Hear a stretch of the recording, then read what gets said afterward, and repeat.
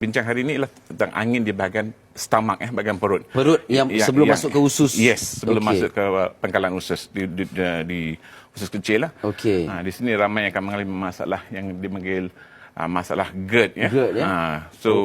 Kebanyakan angin tu lebih mengatakan angin dalam perut yang menyebabkan dia berlebihan sendawa. Banyak sendawa ekstra.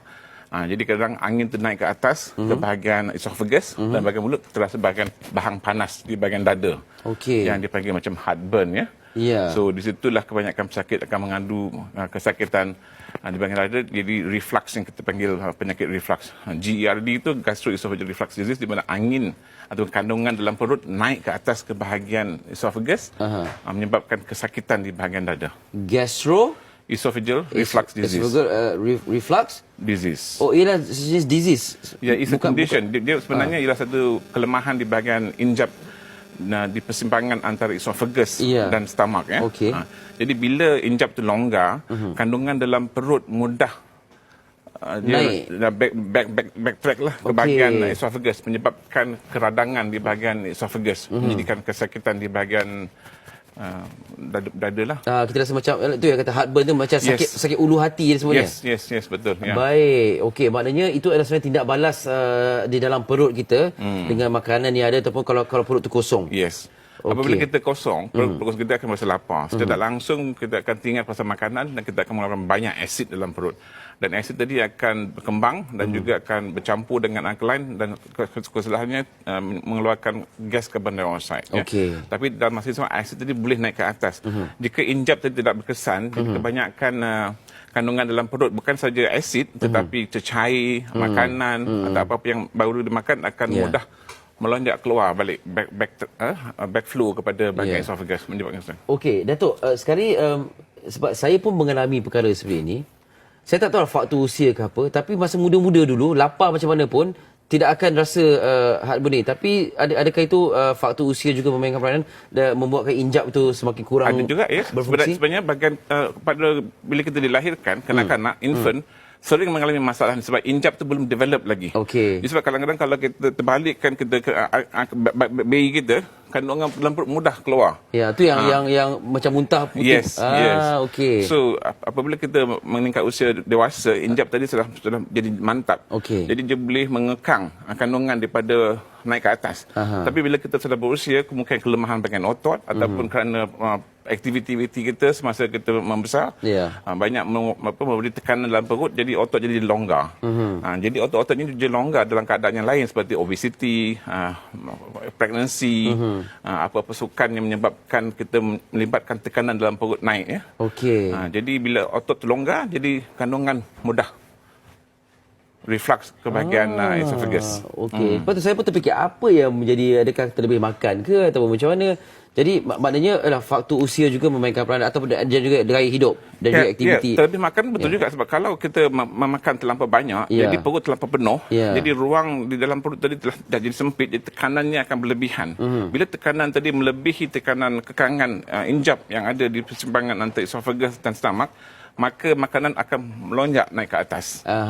Okey. Begitu juga kalau kita membongkok, sujud dan rokok semasa sembahyang, makanan itu mudah naik ke atas. Dan juga termasuklah baring untuk tidur. Yes, juga sesiapa yang memakan dalam tempoh 3-4 jam sebelum makan. Sebelum tidur, jadi bila dia berbaring, makanan masih lagi ada dalam perut, jadi dia mudah tuang macam botol tu tumpah ya, jadi kandungan mudah berbalik ke atas. Sebab itulah kita tak elok makan sebelum tidur. Yes. Okey, Datuk, sekarang kita bercakap tentang angin, jadi lebih kepada GERD ni lah kan. Yes. Setengah tu kata macam perut kosong, lepas tu boleh sakit kepala. Itu adakah betul juga. Macam mana benda ni macam psikosomatik juga. Bila kita perut kosong, kita rasa lapar, jadi angin naik ke atas. Dia rasa jadi radang di bahagian sini menyebabkan kita jadi stres. Okey. Jadi itu yang menyebabkan semuanya macam pening kepala. Itu biasa tu. Okey. Jadi sebenarnya kesan tu bukan kesan langsung angin tu naik ke kepala. Yes, dia stres. Semua sekali macam ada kesan-kesan je. Kemudian bila kita merawat pesakit tersebut, bila tiada lagi rasa stres di bahagian dada, semuanya macam lega dan hilang gitu. Okey, bila disebutkan radang ni, sebab radang ni memang kalau di permukaan luar ni kita nampaklah keradangan tu merah dan sebagainya. Betul. esophagus yang radang tu adakah berbahaya untuk dapat infection dan sebagainya? Bukan infection, tapi esophagus tadi ialah satu conduitnya, macam saluran untuk mensalurkan makanan daripada mulut kepada perut. Dia dalam keadaan neutral. Dia sangat sensitif kepada asid ataupun alkaline. Jadi bila asid naik ke atas bahagian esophagus, dia akan menyebabkan reaction di bahagian permukaan lapisan dinding esophagus. Jadi dia akan jadi dihakis oleh asid, macam tanah dihakis oleh air gitu. Jadi esophagus boleh dihakis dengan asid, dan lama dia akan menjadi luka. Dan luka macam yang tunjuk dalam gambar ni, ada beberapa stages di mana esophagus tadi boleh rosak. Bila dia luka, dia boleh jadi ulcer. Ulcer maknanya ada dan kemudian dia boleh berdarah. Kemudian dia boleh jadi ketat, kerana bila luka tadi dia sembuh, dia akan ada parut sangat ketat, jadi menyebabkan kesukaran untuk memakan makanan, jadi susah nak makan. Dan dibiarkan lama kelamaan, bahagian yang radang tadi akan bertukar corak kulit, akan menyebabkan pre-cancerous condition, maknanya pre-cancer di bahagian esophagus. Kalau dibiarkan keadaan berlama.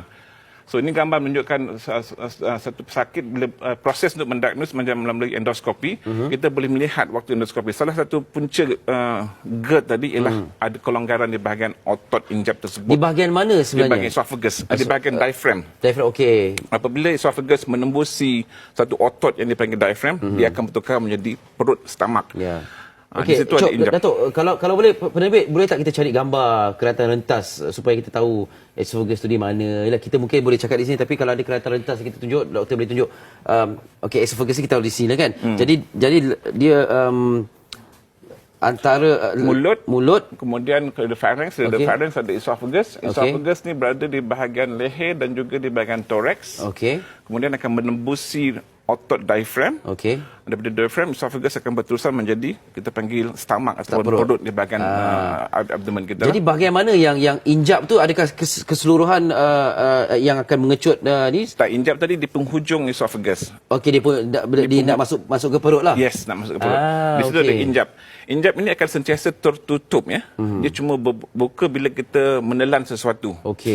Dia akan membuka, kita akan sungguh kita tak makan, tapi kita akan menelan kita punya ileum, saliva. Jadi setiap lebih kurang 20-30 saat dia akan membuka secara tak langsung dan allow saliva turun ke belakang. Nanti saliva berkumpul, jadi kita muntah kan.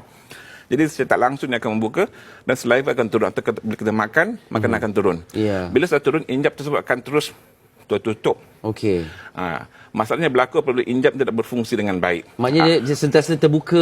Jadi bila ada satu keadaan yang dipanggil hiatus hernia, di mana di bahagian diaphragm tersebut, di bahagian penghujung esophagus, injap tidak lagi mantap, jadi akan terbuka. Bila ni berlaku, sebahagian perut tadi yang sepatutnya berada di bawah diaphragm akan muncul ke bahagian thorax. Yang ini kita panggil hiatus hernia. Dan more than 90%, and more than 90% daripada masalah angin tadi berpunca daripada hiatus hernia. Bila kita buat endoskopi, kita akan dapat mengesan sebahagian daripada perut yang tak sepatutnya berada di bahagian thorax sudah muncul lebih awal di bahagian thorax, above the diaphragm. Itu salah satu daripada diagnosis yang kita akan kesan bila kita buat endoskopi yang seperti tunjukkan dalam gambar tadi. Keradangan ini boleh mengakibatkan lapisan esophagus tu terhakis. Adakah kebarangkalian boleh berlakunya infection ataupun tidak? Selalunya lebih pada kerosakan, tapi boleh juga esophagitis tu selalu radang, tapi kadang-kadang boleh kalau luka tadi menyebabkan terlampau dalam, jadi boleh develop abscess jugalah, boleh ada infection juga. Kebanyakan bukannya infection tetapi lebih kepada luka dan rosak. Dan rosak. Dan tadi Datuk sebutkan tentang pre-cancer punya condition tu macam bila lapisan kulit esophagus sentiasa disembah oleh asid bertahun-tahun lamanya. Kita berjangka masa lebih kurang antara 10 ke 20 tahun ya.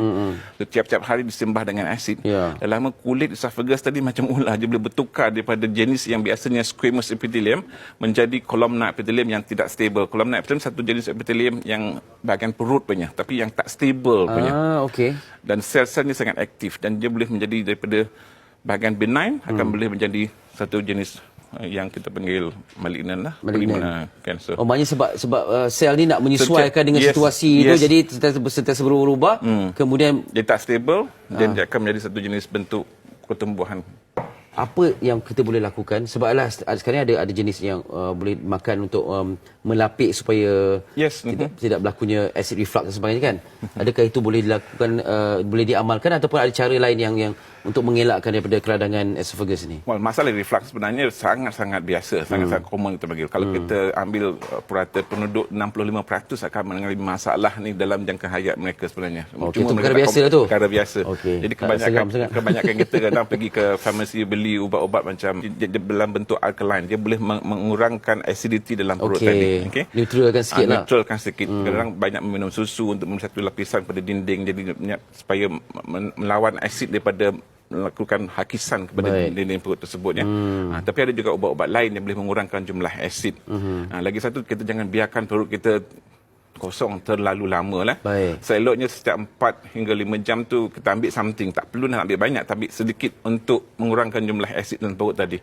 Selagi ada makanan dalam perut, asid akan digunakan untuk mencernakan makanan, tapi kalau tak ada makanan, jadi asid boleh merosakkan pula dinding dalam perut tersebut ya. Itu masalahnya. Jadi jangan biarkan perut kosong terlalu lama. Apa doktor kata ni perkara biasa 65% ya?